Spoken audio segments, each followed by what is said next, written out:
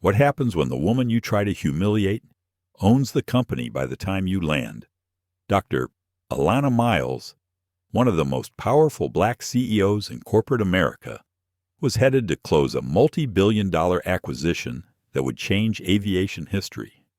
But before she could reach the boardroom, she was quietly downgraded from first class, her seat given to someone who didn't look like her. Was it just a system error, or was it something more, a glitch in the software, or a reflection of something buried deeper in the culture? And what does a woman do when she's faced with quiet disrespect, not as a symbol, but as a human being? This is a story of power, dignity, resistance, and what happens when a seat number becomes a statement. Stay with us to witness how a single act of discrimination unraveled decades of silence and sparked a transformation no one saw coming. If this story grips you already, make sure to like, share, and subscribe to our channel. Now, let's begin. The air inside the first-class cabin of Northjet Flight 708 was unnaturally still. You could hear the crinkle of a newspaper, the soft hum of overhead vents, the distant voice of a gate agent announcing a final boarding call for a different flight. But here at 7:56 a.m., on this plane bound for New York, everything had paused. Conversations had died mid-sentence. A few heads peeked cautiously over seat backs. Even the rustle of jackets being settled into overhead bins stopped. At the center of it all stood Dr. Alana Miles, tall, composed, poised in the narrow aisle, her left hand clutching a slim leather portfolio, the other holding out a boarding pass that clearly read, Seat 20. The cut of her midnight blue blazer whispered of understated luxury. Her polished flats silently dared anyone to underestimate her. In front of her, sprawled across seats 2A and 2B, was a middle-aged white man in a wrinkled Oxford shirt and khaki trousers. His carry-on sat like a fortress on one seat, his jacket draped over the other. He didn't stand, didn't apologize, barely glanced at her. Instead, he raised an eyebrow and said flatly, "I'm pretty sure this is my seat." To his right, the flight attendant, Jenna Mallory, early 30s, flustered, held a tablet in one hand and Alana's boarding pass in the other. Her voice had that forced cheerfulness that only appeared when someone was trying to defuse a bomb without the tools. "There's just been a small system misalignment," Jenna said, eyes flitting between Alana and the tablet. "We had an aircraft change this morning, so seating got, shuffled." Alana's gaze was unwavering. "I see," she replied, voice low and deliberate. "And in this shuffle, my reserved seat became occupied by someone who boarded after me." Jenna's smile thinned. "It's likely just a duplicate assignment. We'll get it sorted." The man gave a short laugh and stretched his legs. "I've already settled in," he muttered, without looking up. Alana stood still. Not a single motion betrayed frustration. Her voice remained as composed as ever, but there was a certain weight in the silence before her next sentence. "Tell me something," she said softly to Jenna, ignoring the man. "Do you know who I am?" Jenna's fingers tightened around the tablet. "Ma'am, no disrespect intended." "But that's not really—" "I'm not asking for special treatment," Alana interrupted, calm but unyielding. "I'm asking whether you understand the implications of this mix-up, of assigning me to coach, while this gentleman sits here in my confirmed seat, unbothered." The cabin was now watching without pretending not to. Some passengers had their AirPods still in, but nothing played through them. A couple exchanged glances. One woman 2 rows back whispered something to her partner, who shook his head, grim. The situation had moved beyond a seating issue. It had become a moment. From her periphery, Alana saw Jenna's supervisor approaching from the galley, alerted by the frozen tension in the air. "Ms. Miles, "Is there a problem?" the supervisor asked. Alana turned her head slightly, locking eyes with the man. His name tag read T. Beckford. "That depends," she said. "Do you have a protocol for what happens when a paying first-class passenger is told her seat has been reassigned? After check-in, boarding, and final confirmation, for reasons your crew can't explain, Mr. Beckford hesitated. "We're just trying to stay on schedule." "Ma'am." Alana inhaled slowly. There it is, she thought. The subtle invocation of inconvenience. The unspoken suggestion that the real problem here was her unwillingness to quietly comply. Not the process, not the man squatting in her seat, but her. She nodded, lips pressed into a neutral line. "Understood," she said. "Then let's not keep the passengers waiting." She handed her portfolio to Jenna. "Kindly return this to me when I've been reseated." Then, with grace that could only be honed by years of walking into boardrooms where she wasn't expected, wanted, or respected. "Dr." Alana Miles turned and walked slowly down the aisle toward Coach. No one applauded, no one jeered, but the silence behind her grew heavier with every step. The man in 2A went back to his magazine. Jenna looked like she wanted to disappear into the floor. "Mr." Beckford followed Alana with his eyes. Some part of him realizing too late that a line had been crossed, and not just in seating assignments. And that's how it began. In 30 minutes, Flight 708 would be airborne. But the real turbulence wouldn't be from the sky. It would be from inside the systems and culture of NorthJet Airlines. The airline Alana Miles was preparing to finalize a $6.2 billion acquisition of later that day. Aboard this aircraft sat its future owner, disrespected, disregarded, and now quietly fuming in seat 23C. What no one else knew, what no one bothered to consider, was that Alana Miles wasn't just any first-class passenger. She was the woman who would soon decide the fate of this entire company. And she had just decided it was time for a reckoning. 6 hours earlier, the sky over Seattle was still a muted gray when Dr. Alana Miles opened her eyes without the help of an alarm clock. She hadn't needed one in years. Discipline had long ago replaced dependency. Even now, on the morning of what could be the most consequential day of her professional life, her body moved on Schedule 500 sharp. She sat upright, took a deep breath, and reached for the small black notebook resting beside her bed. On the inside cover, in neat, looping handwriting, a single phrase was written: "To change the system, you must first understand its rules better than those who created it." Her father's words. A quiet man who never made it past middle management, but understood the power of structure. Alana scribbled one line beneath yesterday's note. Some systems break themselves when challenged by someone they were never designed for. By 5:15 a.m. She had finished meditating. By 5:45 a.m. she had completed a 40-minute low-impact strength session on her home elliptical. By 6 a.m. her smoothie spinach, almond butter, chia seeds was half drunk as she reviewed the final board slides on her tablet. The last page of the deck held a single bolded line: Verdant Horizons Capital, a future-built acquisition strategy. Today's acquisition of NorthJet Airlines, if approved, would be the largest in Verdant's portfolio, $6.2 billion in assets, nearly 9,000 employees, and decades of brand legacy.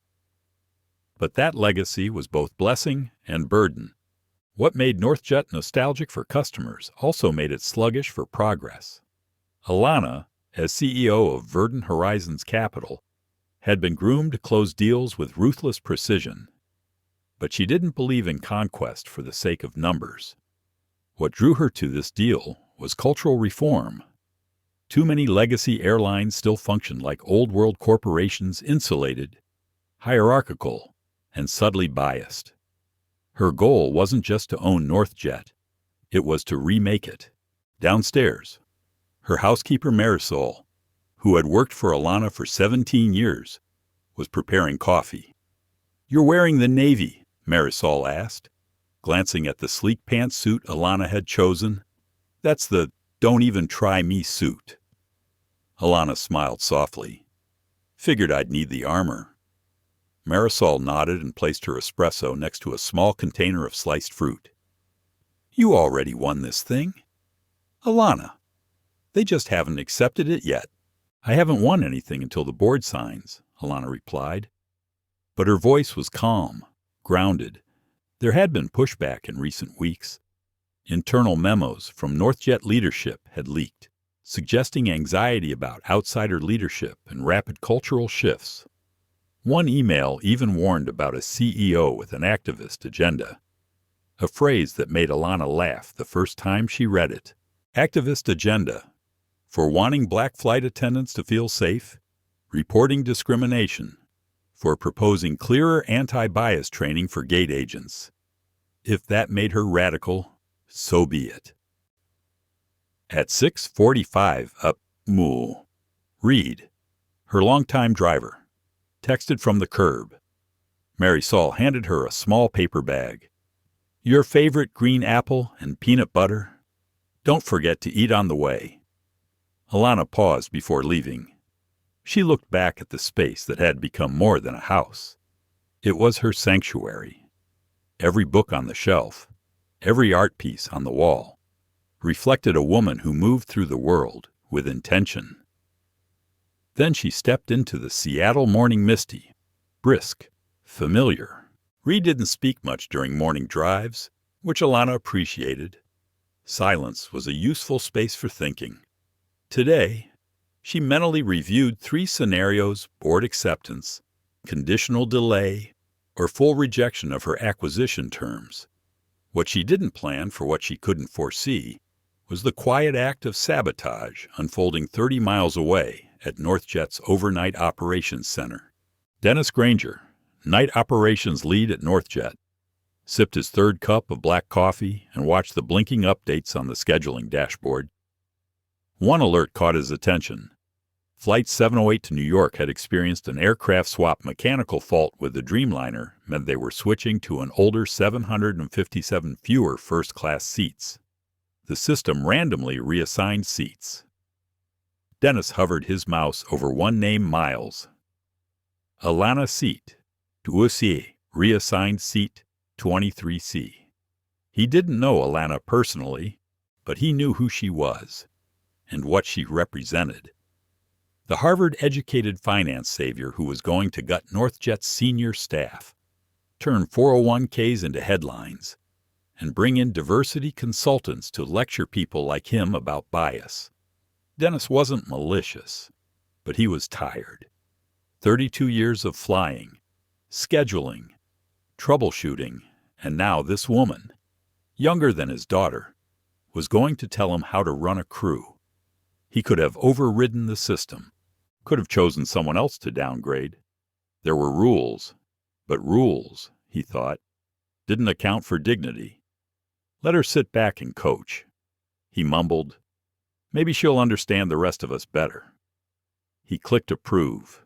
At SeaTac International Airport, Alana's experience until that point was smooth. Priority check-in, TSA pre, Admiral's Lounge. At the counter, the gate agent smiled and said, "Dr. Miles, I see you're headed to JFK today. Carry on only?" "Yes, thank you." But the smile faded when he saw the screen.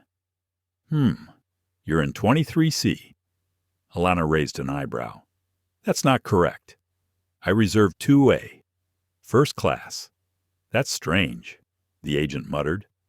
"There was an aircraft change early this morning. It looks like the system reassigned seats." She didn't react outwardly, but the chill was immediate. She had seen this before. Not the downgrade itself, but the pattern. The quiet recalibration of fairness when the person affected wouldn't fight back. The agent quickly typed, "Voice apologetic.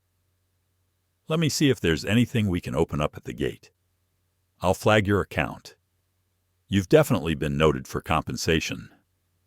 Alana nodded slowly. "Thank you." But as she walked toward the lounge, her mind was already turning not just to the deal ahead, but to something more elemental. Who still gets to take up space without being questioned, and who gets quietly moved aside when no one's looking. As Dr. Alana Miles sat in the Admiral's lounge, her posture was poised, but her thoughts were anything but.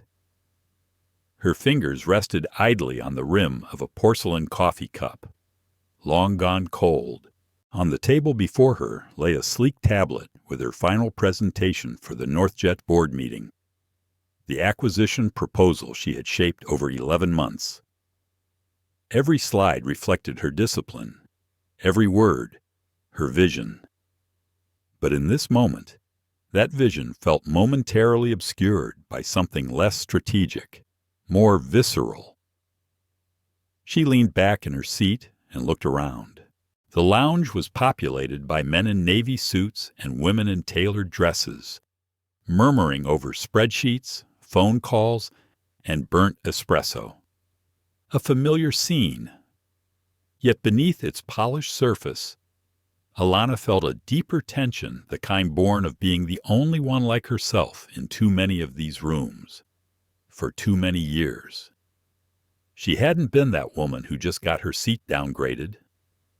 She had been that woman in 1,000 different ways before, and the memory that returned to her, now the one she rarely allowed herself to revisit, was from a different airport, a different time, a different version of herself. 1997.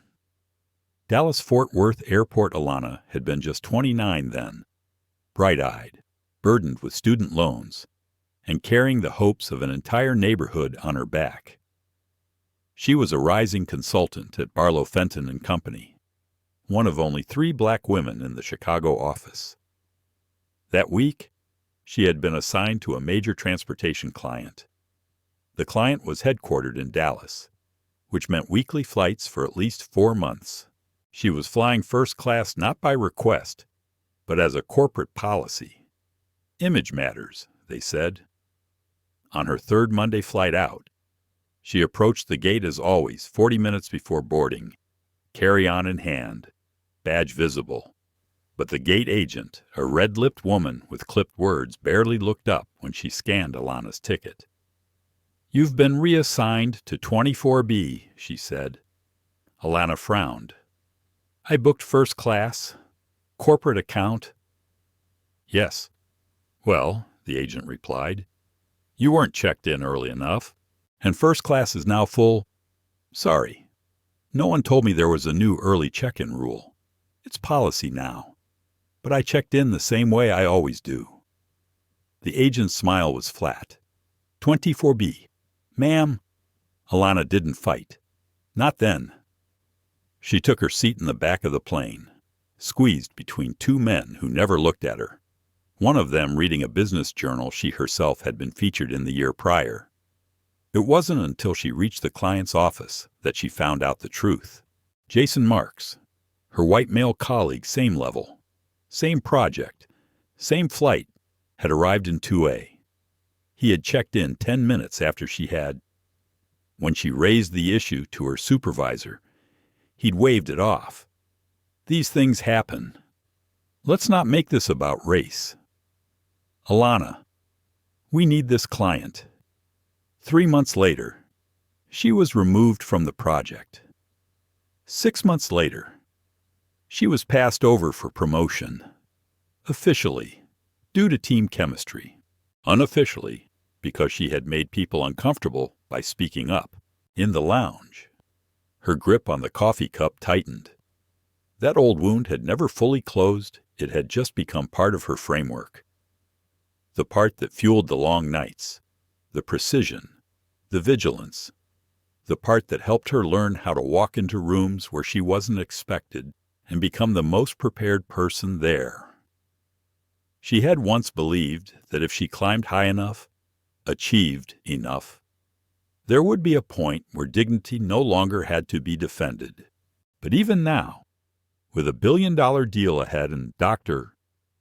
Alana Miles etched in gold letters on her business card, she had been reminded how easily the veneer could slip and how familiar the sting remained. Her phone buzzed. It was a message from Victor Lynn, Verdon's chief counsel and her most trusted advisor. Victor board meeting still confirmed for 11:30 Tete. Mel, they're already assembling. Do you need me to adjust the talking points? Alana replied. Alana, keep them as is, but prepare a contingency slide. Victor didn't need to ask. He understood her silences as well as her words. Boarding was announced at 8:30 a.m. Alana gathered her things and walked toward Gate 47A with slow intention. At the counter, she asked the gate agent, a young woman named Layla, to double-check if any first-class seats had opened. Layla typed quickly and gave a sheepish smile. Sorry, Dr. Miles, still fully booked. But you can board with Group 1. Of course, Alana said. Her voice remained neutral, but her mind was alert now. She watched as the first-class passengers lined up, men with briefcases, a woman in designer glasses, and a middle-aged man with a golf magazine and Yankees cap. He scanned his ticket last. Seat 2A, her original seat. Alana's eyes didn't flinch. She stepped aside and waited. But as her boarding group was called, she caught Layla whispering something to the other agent. A man in a manager's blazer approached. Dr. Miles? I'm Omar Craig, gate supervisor. If you'll step aside with me, I believe we've just had an opening. Alana followed him to the counter. Looks like a system reversal. You've been reissued seat 2A, Omar said, handing her a new boarding pass. She nodded in thanks, but deep in her chest, something refused to settle. Her instincts had been honed across decades, across subtle humiliations and overt dismissals, and they were telling her that this wasn't just a glitch. Not anymore. As Dr. Alana Miles stepped onto the aircraft, a renewed quiet wrapped around her like static. She offered a polite nod to the flight attendant at the front and turned left into first class toward seat 2A, the one her new boarding pass now confirmed as hers. But when she arrived at her row, someone was already there. A man. The same man she had seen earlier wearing the Yankees cap was reclined comfortably, his golf magazine open across his lap, his jacket draped over the back of the adjoining seat. His carry-on sat beneath the window, exactly where hers should have gone. Alana paused. Excuse me, she said, voice calm. I believe this is my seat. The man glanced up slowly, like someone being disturbed mid-nap. Nope, he replied. This is 2A. It's mine. Alana didn't flinch. I was reassigned here at the gate. I believe there's been a mistake. He exhaled, annoyed. Lady, I've been here for 10 minutes. I fly this route all the time. I booked 2A weeks ago. Alana held out her boarding pass. Would you mind checking yours? The man Cliff Holleran, as she would later learn, half glanced at her pass, then shrugged. Talk to the crew. I'm not moving. I always sit here. Alana turned to the flight attendant nearest the galley. It was Jenna Mallory, the same woman who'd greeted her upon boarding. There seems to be a seating conflict, Alana said evenly. Could you assist? Jenna walked over, took both boarding passes, and tapped at her tablet. Her brows furrowed. Huh. Okay. This is, strange. You're both listed under 2A. That shouldn't happen. Shouldn't, Alana repeated. But it did. Jenna's fingers flew over her tablet. Mr. Holleran was originally confirmed for 2A. Then, at the gate. Your upgrade was processed manually. It looks like—" She hesitated. "Looks like the system didn't fully remove his seat assignment." Alana raised an eyebrow. Meaning the seat is double assigned?" Jenna gave an apologetic shrug. "And we're fully booked in first class now." Cliff leaned back smugly. "Told you." The old wound stirred again in Alana's chest, tight, familiar, searing in its quietness. But her voice was like stone smoothed by water. "And your solution?" Jenna's eyes darted toward the front, where the lead flight attendant, a tall woman with clipped blonde hair and brisk posture, was conferring with a male crew member. After a brief moment, she approached. "I'm Sasha Whitmore, purser on this flight," she said, with professional efficiency. "We've just confirmed that 2A was double booked due to a manual override. Mr. Halloran is showing as the original reservation. Unfortunately, Dr. Miles, you were upgraded after boarding began. And therefore," Alana cut in, "you're asking me to take a seat in coach. Instead." Sasha hesitated. "Economy Plus. We're happy to compensate you for the inconvenience, but we are past departure time, and I need to ask you to be seated." Jenna shifted awkwardly, handing Alana's boarding pass back with trembling fingers. The air in first class was now electric. Every passenger was watching. Some pretended to be busy with phones. Others stared outright. And in that moment, Alana recognized the crossroads. She could comply. Again. Or she could stand in her truth. "Do you know who I am?" she asked softly. Her voice wasn't angry. It wasn't loud. But the weight of it stopped even the background hum. Sasha blinked. "I'm not asking for celebrity treatment," Alana continued. "I'm asking if you know who you just downgraded. I am the Chief Executive Officer of Verdant Horizons Capital. In approximately 2 hours, I will sit at a table in Manhattan with your board of directors and finalize my company's acquisition of Northjet Airlines." The silence broke. Cliff straightened in his seat. Sasha's mouth parted slightly. Jenna dropped her tablet. "I see," Sasha murmured. "What I see," Alana replied, "is a suspiciously specific series of system errors, all targeting one passenger, me. My seat downgraded, then mysteriously reassigned to someone else, then double-booked. And now I'm being asked to comply with yet another correction that somehow always favors someone else." Sasha inhaled. "Dr. Miles. I had no idea." "That," Alana said, "is precisely the problem." After a beat, Alana added, "I'll take my seat in Economy Plus. For now. But I'd like the names of the lead flight attendant and the captain. For my records." Sasha nodded quickly. "Captain Ethan Bradshaw, and I'm Sasha Whitmore. I'll notify him immediately." Alana accepted the information with a nod, turned on her heel, and walked the long walk back through first class. The aisle narrowed. The eyes stayed, row by row. She passed a teenage girl with earbuds half in, watching her with wide, unblinking awe. A businessman adjusted his tie uncomfortably. A flight attendant and coach offered her a sad smile. She found seat 14D Economy Plus, aisle seat, extra legroom, and somehow still claustrophobic. She sat, opened her laptop, and began writing. Her email to Victor Lynn was short, sharp, and controlled. Subject: immediate inquiry. Victor, please request logs from Northjet's reservation management system regarding Flight 708.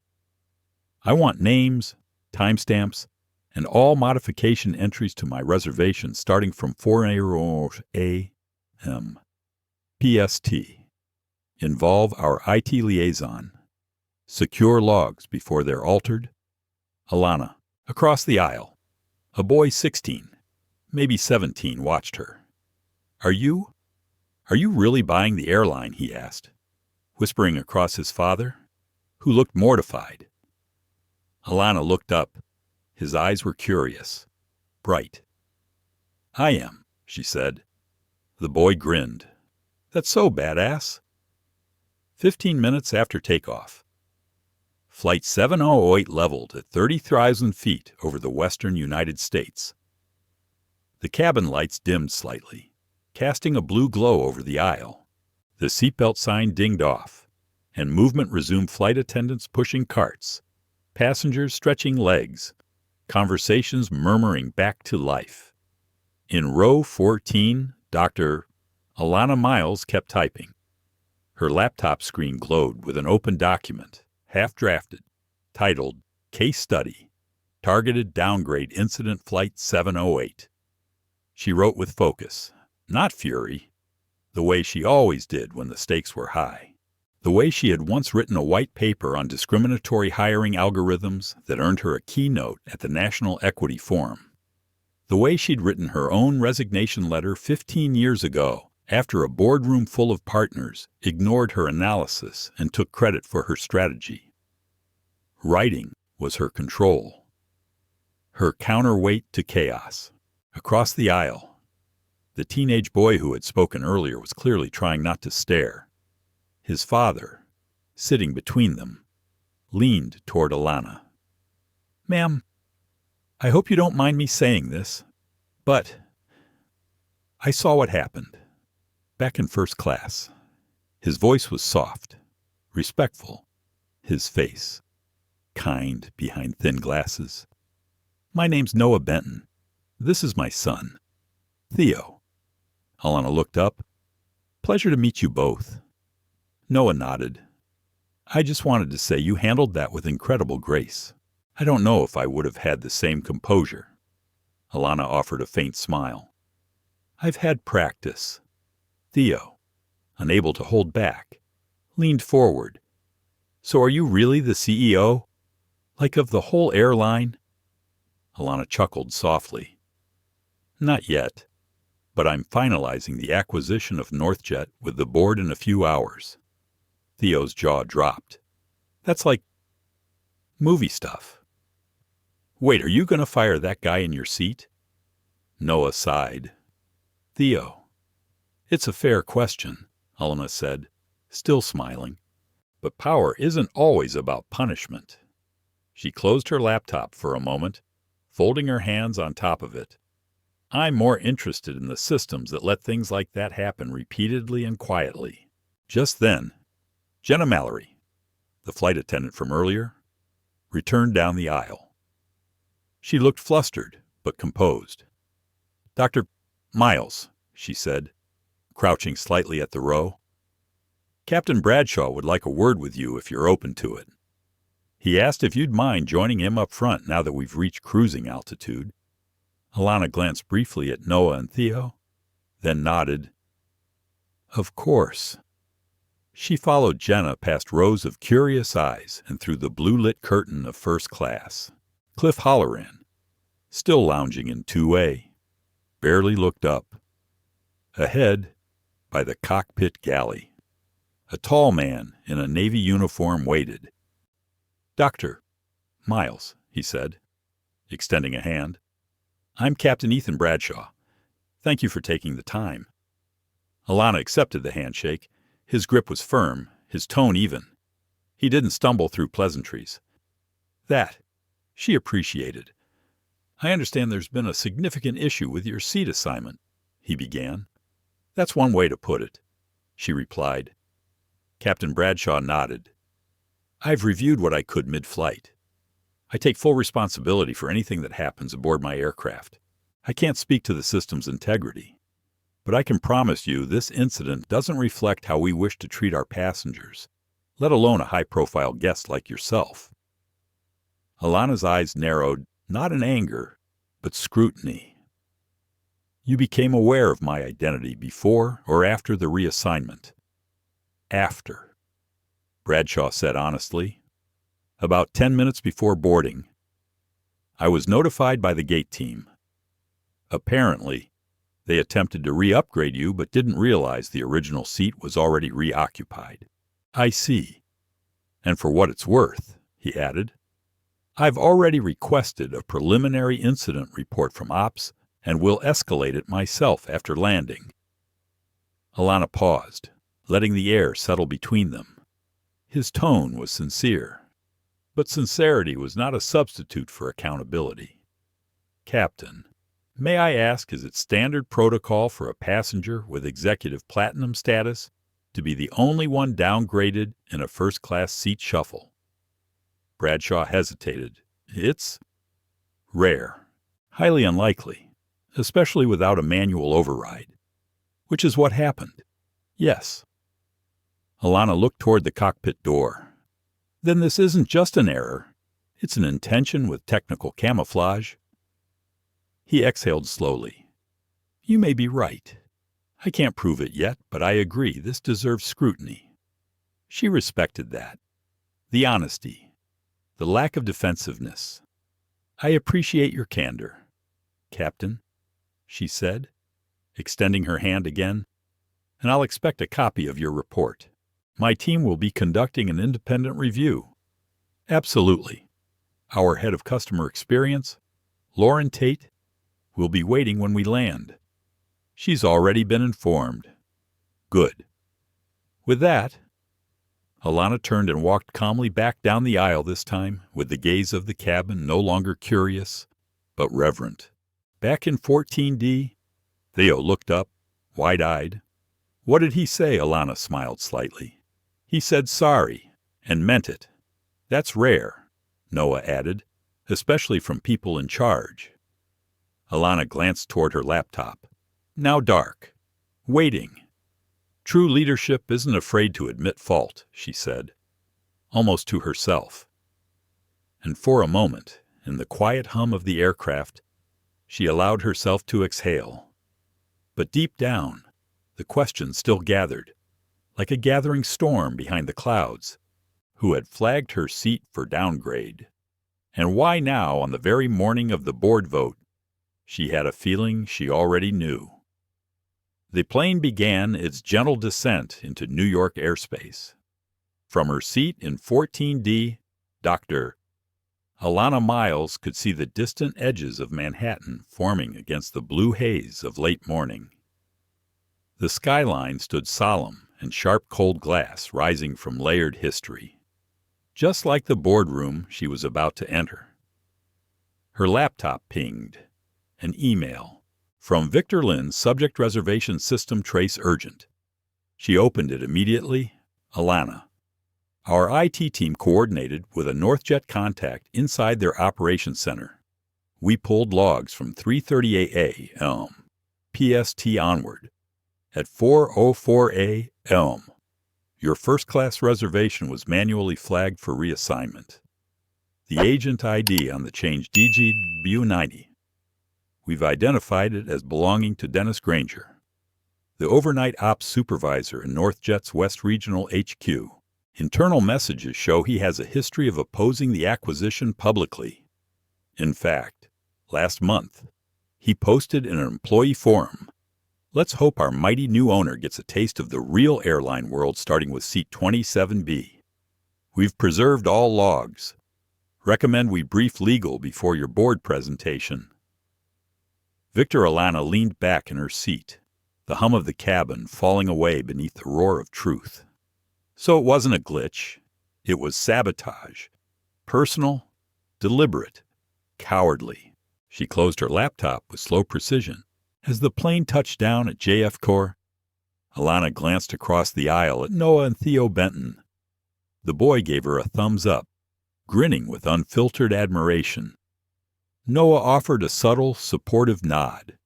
No words, just awareness. The jet bridge docked. Passengers rose in waves. Sasha Whitmore approached from the front. Dr. Miles, Lauren Tate, our customer experience lead, is waiting just outside the gate. She's been briefed and would like to escort you directly. Very well, Alana said calmly, gathering her belongings. Sasha hesitated. Also, I just wanted to say, I've worked here 12 years. I've seen a lot. But the way you carried yourself today, it gave me hope. Thank you. Alana met her eyes. Don't thank me yet.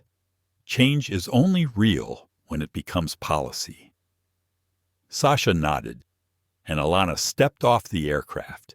Lauren Tate stood at the gate in a tailored navy suit, her expression composed but clearly aware of the stakes.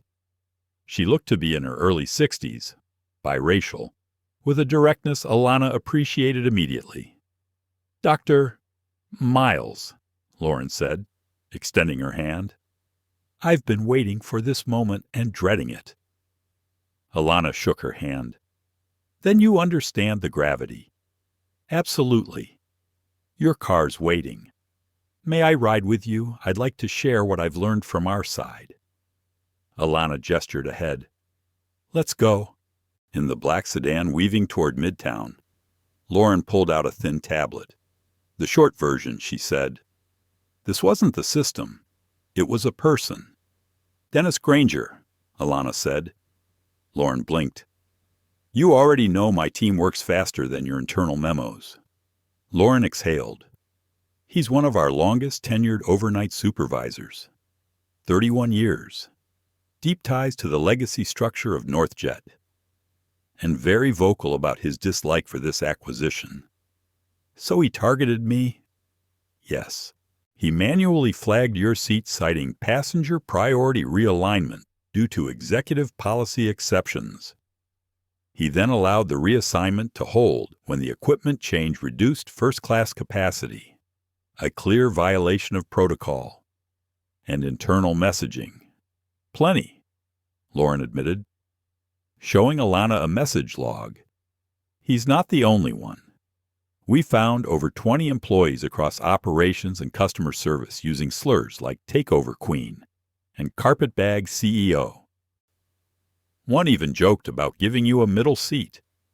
Alana scrolled through the messages, each one more revealing than the last. What had started as passive resentment had grown into active defiance, emboldened by silence from leadership. It wasn't just Dennis Granger. It was cultural rot. Lauren watched Alana carefully. If you're planning to use this in the board meeting, I suggest you be strategic. NorthJet's board is sensitive. Many of them go back decades with people like Dennis. They should be more sensitive to shareholders, Alana said coolly, and to accountability. Lauren paused. You know, I've spent my entire career trying to reform from within.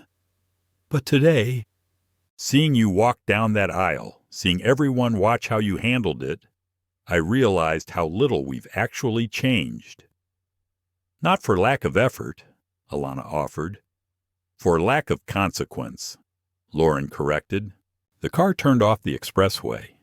The skyline now fully formed outside the tinted windows. Alana's building rose ahead sleek, all glass and steel. NorthJet's East Coast Operations Center and boardroom sat on the 42nd floor. "You're ready?" Lauren asked. Alana looked out at the city, the boardroom, the battle ahead. "I'm not just ready," she said quietly. "I'm focused." As they stepped out into the lobby, the staff greeted her with practiced smiles. But Alana saw the micro-shifts, the subtle glances, the manager whispering into an earpiece, the receptionist too stiff with her welcome. They had heard. The CEO was here, and she wasn't playing defense. The 42nd floor of NorthJet's East Coast headquarters smelled faintly of eucalyptus and freshly printed agendas. The lobby was bathed in sunlight from tall floor-to-ceiling windows, but the mood in the air was anything but bright. Dr. Alana Miles walked through the double-glass doors into the private executive wing with Lauren Tate by her side. A receptionist with tense hands offered her a folder labeled Board Meeting Acquisition Vote Confidential. She didn't open it. She already knew what they had prepared, what they expected, what they feared. In the adjoining suite, Victor Lynn stood by a minimalist conference table, tablet in hand. He looked up as they entered, his face lined with concern, but also something hard to resolve. "I take it you saw the email," he said, skipping pleasantries. "I saw it," Alana said, "and confirmed it in the car." "Then you know it wasn't just Granger. There's more. Look at this." He turned the tablet toward her. A scrolling feed of internal employee forum posts appeared, tagged under a private Slack channel titled Trogg's Legacy Guard. One message stood out immediately. "Maybe if Queen Alana gets treated like the rest of us for once, she'll stop swinging her axe so freely." User R. Wilkes, Ops. Another read: "If they're going to let her buy the company, someone should at least make her earn the window seat." Alana's stomach didn't churn. It calcified. She had lived this before, in quieter forms. The difference now. She had receipts. "Let's begin," she said, voice low. The boardroom was exactly what you'd expect from an airline founded in the 1970s walnut paneling. A chandelier that had seen 3 recessions, and a polished oval table long enough to seat 20 executives who all thought they were the smartest person in the room. Alana took her seat at the head. Victor sat to her right. Lauren took the seat on her left. Several NorthJet board members were already seated. Others trickled in, trying not to meet her eyes. Among them was Raymond Hollowell, the current CEO of NorthJet's silver-haired Traditional, always calling her young lady with the sharp edge of condescension coated in corporate sugar. He opened the meeting. "Dr. Miles, thank you for joining us," he said smoothly. "I'm sure your morning has been eventful." There was a flicker of something smug in his eyes. He thought she wouldn't say anything, that she'd be too professional, too composed to challenge them. "Indeed, Mr.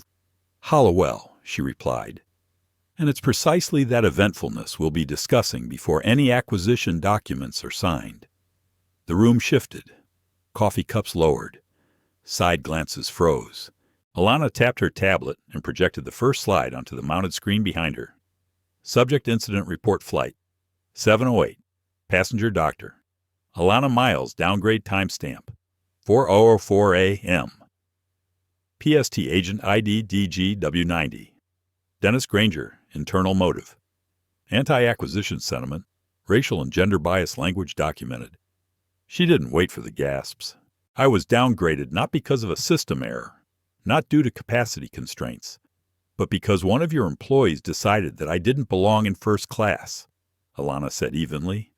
"A 31-year veteran, who also happens to moderate an internal forum dedicated to resisting this acquisition." Victor pulled out printed copies and began distributing them as Alana continued. "This wasn't one rogue act. It's part of a deeper cultural current here, one that confuses loyalty with insubordination, tradition with entitlement." Lauren Tate spoke next, her voice steady but firm. "The employee in question has a documented pattern of inflammatory posts and supervisory decisions that violate both FAA regulations and your own employee code of conduct. Several other staff participated. We have logs." Raymond Hollowell's voice was sharp now. "This is being handled internally." "The employee has been suspended," Alana cut in. "Suspension is insufficient. So is denial." She turned to the room. "I need to know whether the board believes that what happened to me was a fluke or a symptom." A beat of silence. Then Harriet Nolan, a senior board member known for her integrity, cleared her throat. "It's a symptom," she said bluntly, "and we've ignored it for too long." That cracked the veneer. Several heads turned toward her. Others nodded. Alana leaned in. "I am not here to humiliate this company, but I will not let it buy silence with stock options. If we move forward today, it will be with revised terms." She projected the next slide. Revised integration terms. Immediate termination of Dennis Granger. Third-party cultural audit within 60 days. Full transparency with shareholder disclosures. Diversity and Ethics Office established before Q3. Mandatory leadership retraining across departments. This is not leverage, Alana added. This is a mandate. I won't inherit a broken culture and pretend it's just history. Victor stood. If NorthJet's board refuses these terms, Verdant Horizons is prepared to withdraw its offer. We'll acquire a different asset, one not weighed down by invisible cargo. Raymond looked visibly shaken. He opened his mouth, then closed it. Harriet Nolan stood again. Dr. Miles, you have my full support. A ripple of voices followed. Agreements. Hesitations dissolving. The tide was turning in real time. Alana stayed still. Collected. Centered. When the final vote passed with 9 in favor, 2 abstentions, and 1 visibly bitter, Alana didn't celebrate. She simply opened her tablet again, typed a note, and handed it to Victor. Subject next phase. Begin implementation. Immediately. As the boardroom emptied, Lauren placed a hand gently on Alana's arm. You just changed the future of this airline. No, Alana said softly. I just held up a mirror. The elevator doors closed with a gentle whoosh, sealing Dr. Alana Miles inside with her thoughts and the weight of what had just occurred. Outside the 42nd floor boardroom, her revised terms had passed. Not without tension, not without friction, but they passed. Beside her stood Victor Lynn, reading her silence like an open text. You should feel vindicated, he said. That was as close to total control of the narrative as one can get. Alana said nothing, because she didn't feel victorious. Not yet. Down in the lobby, reporters were already beginning to circle the edges of the story. An anonymous leak had tipped off a few outlets. Acquisition vote goes off script. After CEO alleges targeted bias. Incident mid-flight. Alana's phone buzzed. She ignored it. She didn't want commentary. She wanted clarity. She paused near a sculpture in the lobby, a minimalist rendering of an airplane wing bending against wind. Do you ever wonder, she asked Victor, if cleaning up a broken legacy makes you part of it? Victor glanced over. No, because you're not preserving the legacy. You're rewriting it. They stepped into the black sedan idling at the curb. Alana's driver, Reggie, nodded at her in the rearview mirror without speaking. He'd known her long enough to read the air. Alana exhaled deeply. Take us to the Midtown Hilton. As the car merged into traffic, she opened her laptop. On screen was a draft press statement, one prepared by the comms team at Verdant Horizons before she had even landed. The opening line read, We are proud to announce the finalized acquisition of NorthJet Airlines, a bold step into the future of air travel. Alana deleted the entire first paragraph. She began typing a new opening. Today's acquisition is more than a business decision. It is a moral reckoning. Meanwhile, in a conference room several floors above, Raymond Hollowell was pacing. The senior VP of Legal, Edmund Vance, approached with a tablet. Dennis Granger has been notified. Termination is effective immediately. HR and security are handling the offboarding. Raymond stopped mid-step, and the Slack channel shut down. But Dr. Miles already archived everything. She has copies. Of course she does. Raymond stared at the skyline. She caught us off guard. She led with truth, Edmund corrected. We got caught because we ignored it. At the Midtown Hilton. Alana and Victor settled into a private suite converted into a temporary war room. Lauren Tate arrived shortly after, now out of her blazer and into a soft navy cardigan, but her expression remained sharp. She handed Alana a folder. I had my assistant compile this. These are all documented complaints filed over the past 5 years involving gate reassignments, seat changes, and customer mistreatment specifically related to race, gender, and disability. Alana flipped through the first few pages. Each one was a quiet storm. "You see," Lauren said, "this isn't new. You are just too high profile to sweep under the rug." Victor looked at the stack. And now it's evidence. As the sun dipped over Manhattan, they gathered around the table to plan next steps. Alana's fingers tapped her tablet rhythmically, an old nervous habit she rarely allowed others to witness. "What if we fail?" she asked suddenly. "What if we create a new structure on top of the same fault lines?" Victor looked at her. "Then we rebuild again." "No," she said. "Not again. Not this time. We can't just install new managers and repaint the logo. We need structural change." Lauren leaned forward. "Then let's start at the foundation. Not the org chart, the behaviors." Alana nodded. "And we make it public." Victor blinked. "You mean, I'm going to tell the story. All of it? The seat, the Slack thread, the old complaints, the silence, and the new terms." Lauren raised an eyebrow.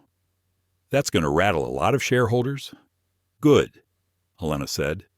"It should. At 9:43 p.m. Alana clicked send on an internal memo addressed to all 18 VRAO NorthJet employees. Subject: a seat and a standard. "I am Dr. Alana Miles, CEO of Verdant Horizons. You may know me as the executive leading the acquisition of NorthJet Airlines. What you may not know is that yesterday morning, on Flight 708, I was deliberately downgraded from my confirmed first-class seat.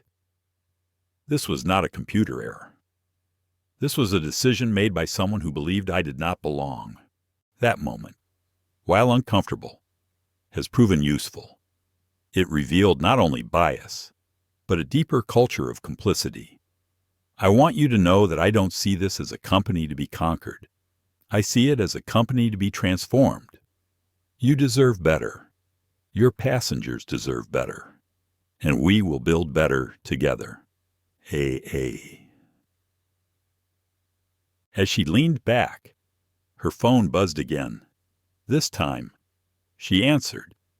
Theo Benton, the teenager from the flight, was on the other end, his voice giddy. "My dad said I could call to say thank you. And I just read your statement online." "You're trending." Alana laughed softly. "I figured that might happen." "Are you going to rename the airline?" he asked. "I'm going to rename a lot of things," she said, "including what leadership looks like." The morning after the memo, the NorthJet employee portal nearly crashed. Thousands logged in to read Dr. Alana Miles' message, a rare combination of vulnerability and power, something most corporate leadership had never modeled. The subject line, "A seat and a standard," echoed through break rooms, cockpit jump seats, and airport lounges across the country. And not everyone took it well. At NorthJet's West Regional Hub in Phoenix, a group of crew schedulers huddled near a vending machine. A supervisor named Brian Eckhart, who had long idolized Dennis Granger, scoffed at the screen. "She's turning the airline into a TED Talk," he muttered. A younger employee, Carly Ng, shook her head. "She's the only one who's ever called this culture what it is broken. That's not her job. She's here to cut costs and raise stock prices, not play savior." Carly looked him straight in the eye. "Maybe that's exactly the problem. You think those two goals are separate?" Silence. Meanwhile, across the country, Alana stood in the back of a quiet training room at JFK Terminal 8. Lauren Tate was leading a focus group with frontline employees, gate agents, flight attendants, even baggage handlers. The goal: listen before prescribing. One agent, a young black woman named Simone, spoke first. I've had passengers call me ghetto for not smiling enough. I've had supervisors tell me to just take it on the chin. You think that doesn't stay with us? Alana nodded from the shadows, her presence deliberately subtle. Another crew member, Luis Herrera, added, "We've always been told the customer is always right, even when they're racist. No system protects us." Lauren didn't interrupt. She let the silence settle and do its work. Later that afternoon, back in her office, Alana reviewed the early results of the cultural audit. The findings were unsurprising and damning. 37% of staff had witnessed or experienced bias. Only 12% felt empowered to report misconduct. Less than 4% trusted HR to protect them. It was a quiet indictment of a system built to suppress conflict instead of resolve it. She highlighted a section on gateside discretion, the very clause that Dennis Granger had used to justify her seat reassignment. No wonder he thought he'd get away with it, she muttered. Her phone buzzed. It was Victor Lynn, calling from a stakeholder conference in Chicago. "They're spooked," he said bluntly. "Some of the investors don't like the spotlight on culture.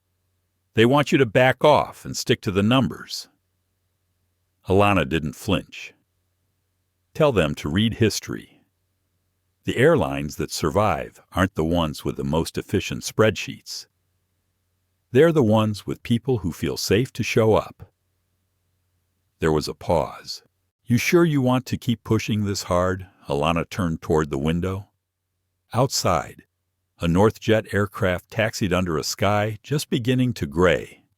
"Yes," she said, "because when turbulence hits, you don't lie about the weather. You tell the truth, and you land safely." At 6:30 p.m., Alana returned to her Midtown suite. Her body ached from the emotional wear of the day, but her mind remained sharp. A handwritten note waited at the door. "You probably don't remember me, but I watched you stand your ground in 1A. I've worked 22 years as a flight attendant. We've needed someone like you for a long time. Welcome aboard, Janice. Crew, 9047. Alana smiled faintly. The little things had started to matter again. That night, she joined a private Zoom session with Theo Benton and his 11th grade economics class. The teacher, Mrs. Calloway, had reached out after seeing the news and wanted her students to understand leadership from someone who had lived it. One student asked, "What's the hardest part of your job?" Alana paused, then answered, "Convincing people that kindness and accountability are not opposites, that we can build strong systems without protecting broken behavior."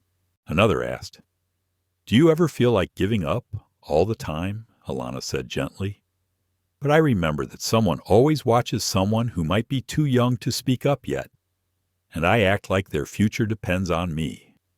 Because sometimes it does." The students were quiet, but the chat flooded with hearts. As the call ended, Theo stayed on. "So, did you ground the whole airline?" Alana chuckled. "Not quite, but I may have rebooted it." "Cool," he said, eyes bright with admiration. "One day I want to do what you do." Alana smiled softly. "Then learn to listen before you lead. The rest will come." Seat 1A, in aviation. It was more than a number. It was a signal, a marker of status, priority, belonging. For Dr. Alana Miles, it had become something else entirely, a symbol of confrontation, not just with the airline, but with the silent system so many had learned to endure. It had been 11 days since the incident on Flight 708. Northjet's brand had taken a hit, and his boardroom now walked with a lighter step around Alana. Her inbox was flooded, some messages congratulatory, others scathing. She answered few, but she read them all. And yet, the true consequence of 1A wasn't found in public reaction. It was in what it stirred privately among staff, among stakeholders, and within herself. That morning, she boarded another flight, Flight 612 from New York to Dallas, where NorthJet's largest operational base was located. As she reached the boarding gate, the agent offered her a warm smile.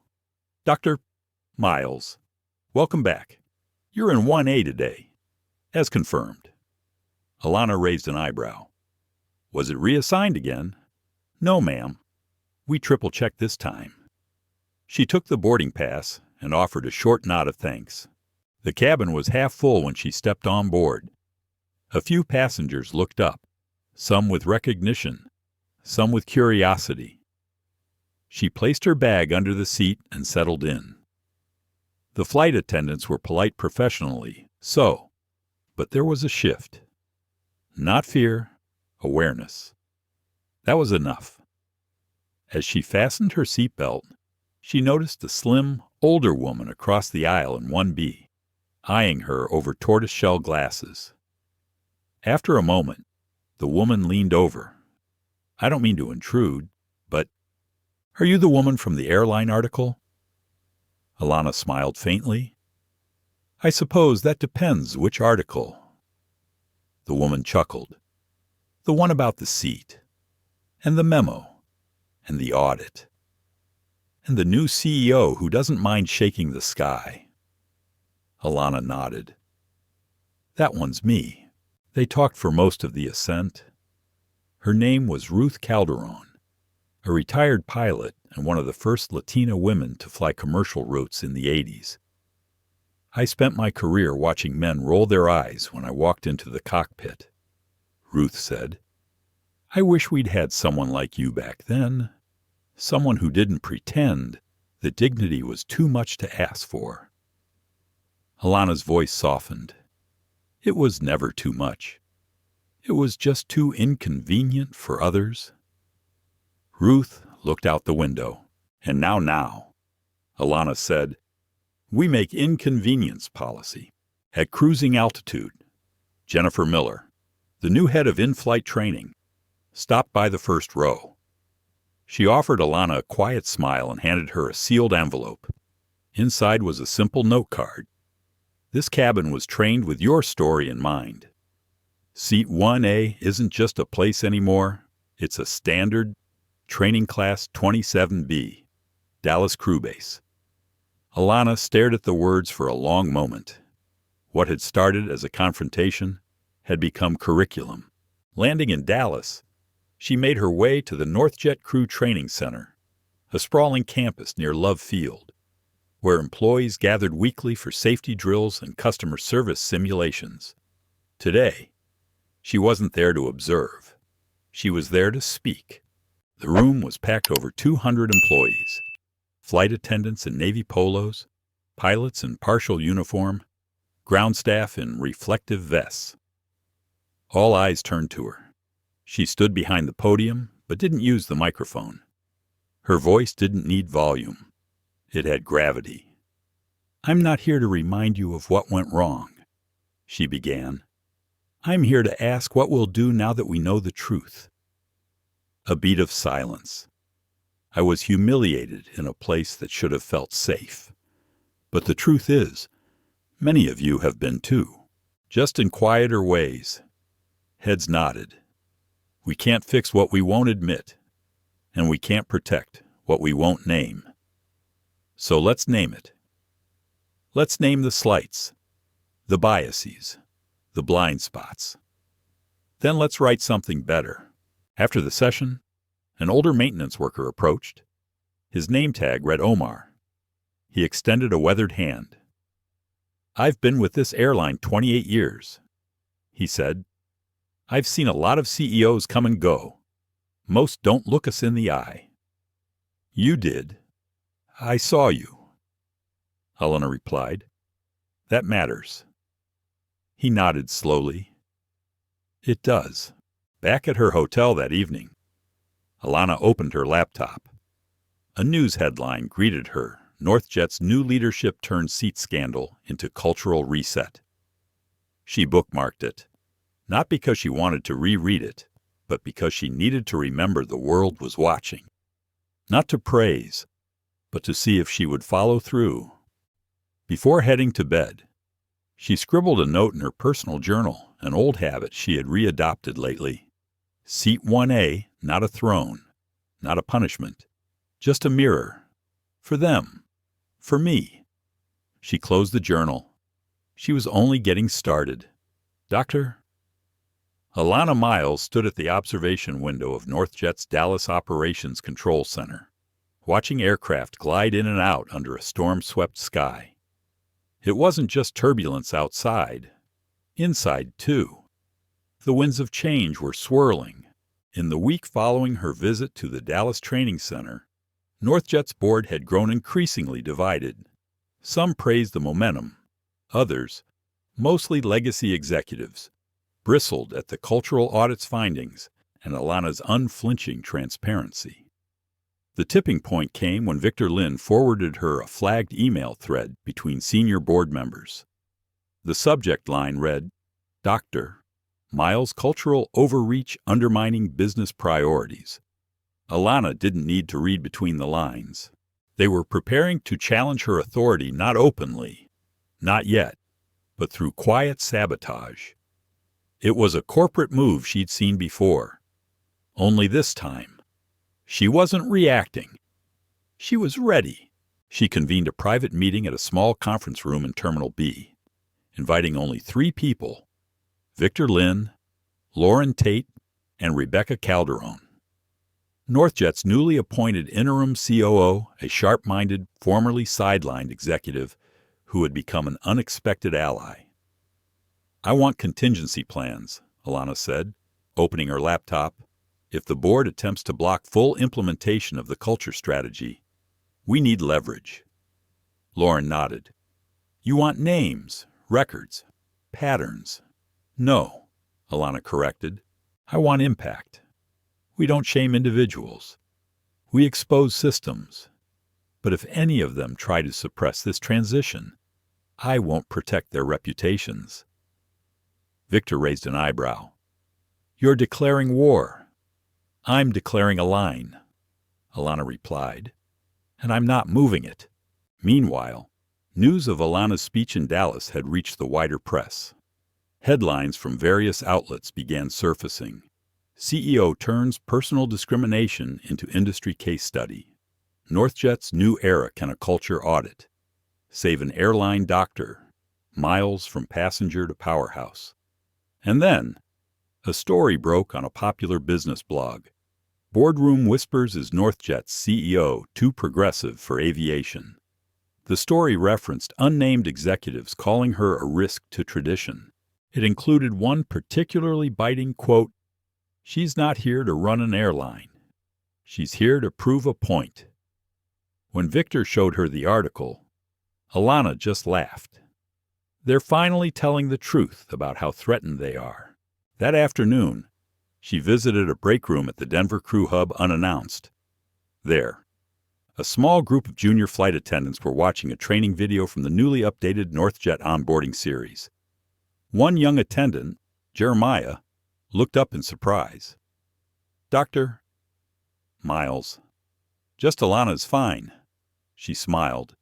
He gestured to the screen. That's you in the video, talking about dignity and service. I didn't think execs actually came down here. Alana took a seat beside him. We've all been passengers. Jeremiah. Some of us just never stopped acting like it. He grinned. Well, welcome aboard. Back in New York the next morning, she received a call from her assistant. Board chair wants a meeting. This afternoon. Just you and him. No agenda. Alana understood what that meant pressure. She arrived at the Verdant Horizons headquarters conference room at 3 p.m. sharp. Waiting there was Graham Coulter, the board chair, white, silver-haired, perfectly polished, the kind of executive who had built his reputation on caution, not courage. Dr. Miles, he said coolly, gesturing to a seat. I assume this isn't about seat upgrades, she replied, just as coolly. Graham didn't smile. Your visibility has become a double-edged sword. I prefer a mirror. He ignored the jab.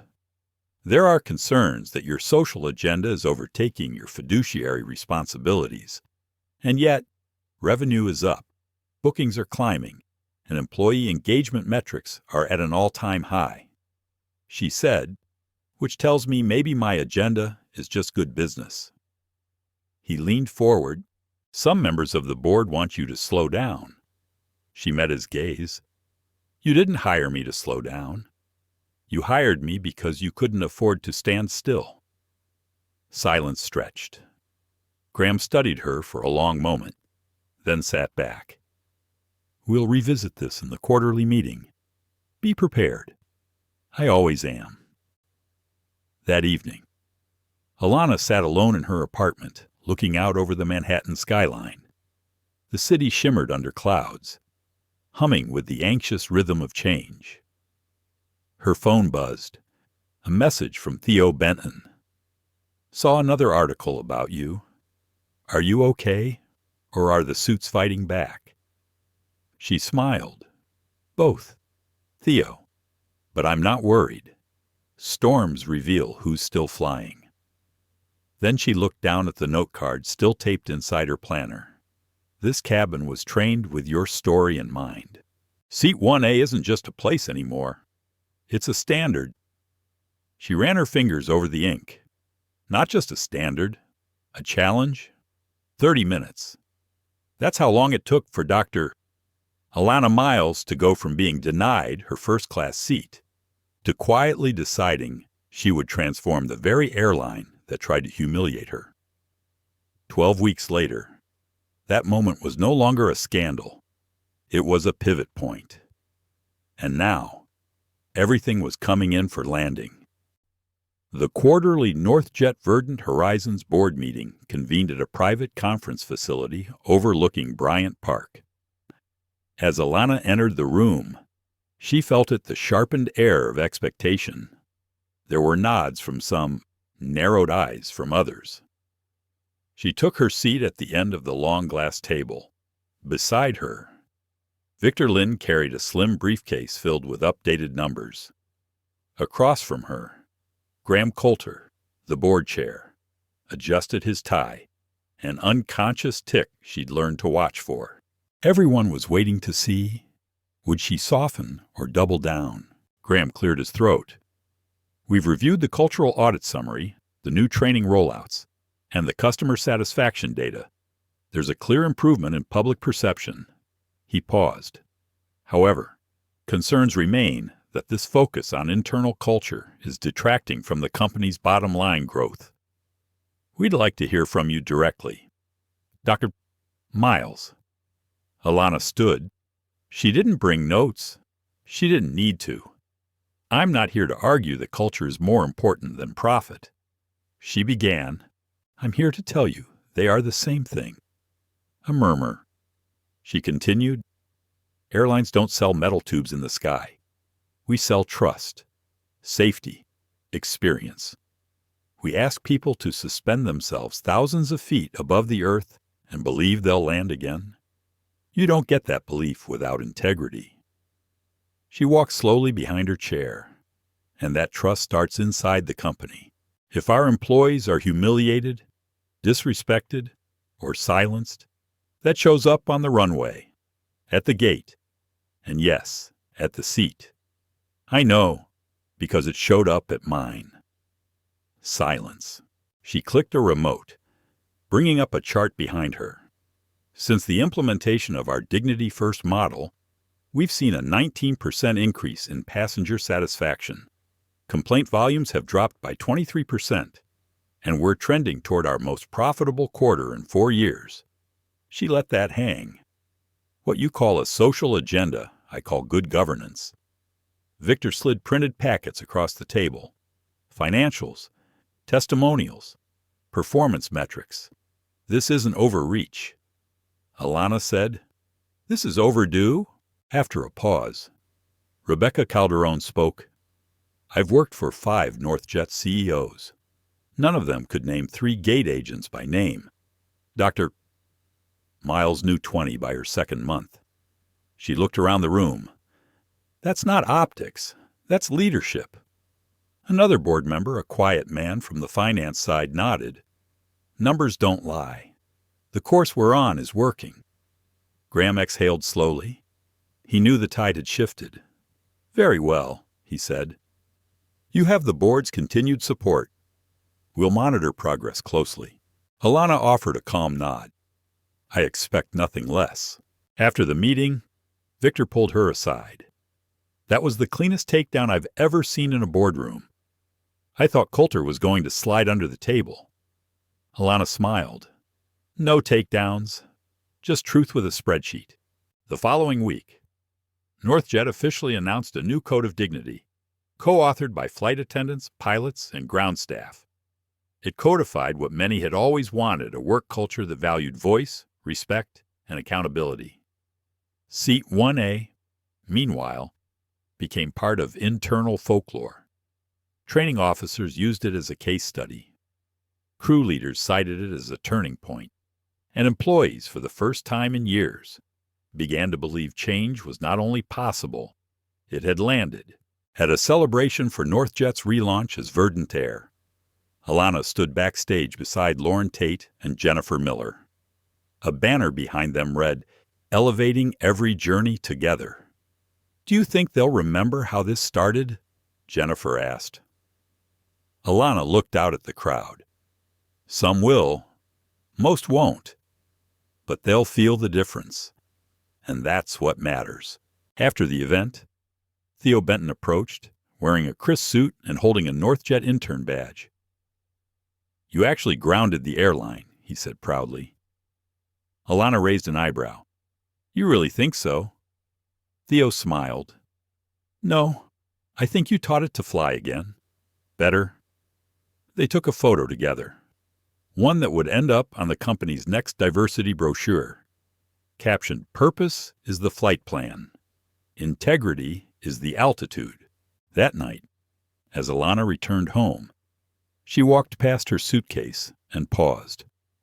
It still had the original Flight 708 baggage tag attached.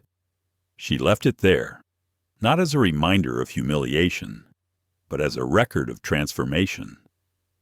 She had boarded that flight as a passenger. She disembarked as the compass. Her journal entry that night was brief. I didn't take their seat. I took back the standard. Dr. Alana Miles didn't scream. She didn't demand attention. She stood in quiet defiance, asked one simple question. Do you know who I am, and let her integrity do the rest? But this story was never about a seat in first class. It was about who gets seen, who gets silenced, and what it costs to be treated as invisible when you've worked your whole life to be unmissable. Too many people, like Alana, have been taught to endure small errors that aren't so small, mistakes that only seem to happen to certain kinds of passengers. And too many companies have hidden behind systems, policies, and silence until someone forces them to look in the mirror. In just 30 minutes, Alana grounded an entire airline not through revenge, but through accountability, vision, and truth. And in doing so, she reminded us all, the fight for dignity doesn't always start with a protest. Sometimes it starts with a boarding pass. If this story moved you, if it made you think, if it lit something in you that says, enough is enough, then don't let this message stay here. Like this video. Share it with someone who needs to hear it. Subscribe to the channel for more stories that uncover truth, elevate justice, and remind us of our shared humanity. See you in the next one. And remember, power is not in the seat. It's in how you rise when they try to take it from you.